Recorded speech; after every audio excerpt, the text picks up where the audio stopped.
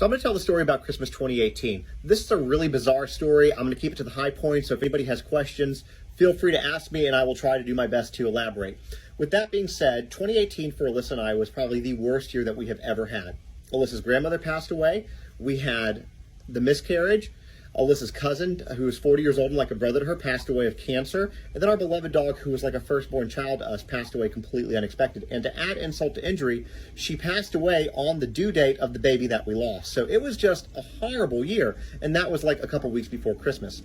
So my mom was supposed to come up here for Christmas, but because we were going through all this and the loss of the dog, she basically just decided to not ask us if she could still come, and she went ahead and made other plans. So now we're supposed to have her up here. I call her asking her about, hey, are we going to still do Christmas? And she says, oh, I made plans with my brother. So now all of our Christmas plans are completely gone. And so I started talking to her about coming down there. She doesn't really give me an answer. What we should have done is just gone to my in-laws, but we didn't for whatever reason. And so ultimately, I talk to my brother. I tell my brother, hey, look, man, I don't feel like anybody really wants us around. My brother just kind of ends the phone call there and says, okay, whatever, bye. And I tell my mom this in text message. I'm like, look, I don't really feel like we're welcome. It's been a really bad year. We just wanted to be around family for Christmas. And my mom ultimately says, I don't know what you're talking about, starts blaming it on me despite us having a catastrophic year, kind of makes it about her and says, you guys can come if you want.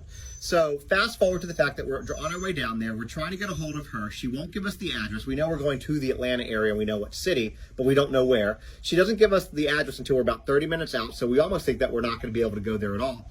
Once we do get there, she arrives late. Alyssa goes to give her a hug, starts the process of actually giving a hug. My mom walks right by her and snubs her, doesn't say literally a single word to her the entire time we're at my uncle's house. She maybe says 5 words to me, maybe 5 words to my brother. That's about it. She won't eat dinner with us. She eats at the kids' table far away from all of us and then leaves without telling anybody that she's left. Now, we were supposed to stay with her that night. We ended up doing that. And at her house, she maybe spoke very shortly, very cordially to us, but then went to bed early, and then we had to leave the next morning, because Zoe, our Cocker Spaniel, got hurt at my uncle's house, and we had to take her to get emergency surgery in Nashville. That's a different story. So anyways, this is just kind of one of those weird things. It was all over the place. The most catastrophic year we had, she somehow made it about her, made us feel very unwelcome, and then right after that's when she kind of stopped talking to us. So this is kind of just an example of the behavior, and like I said, feel free to ask any questions that you have.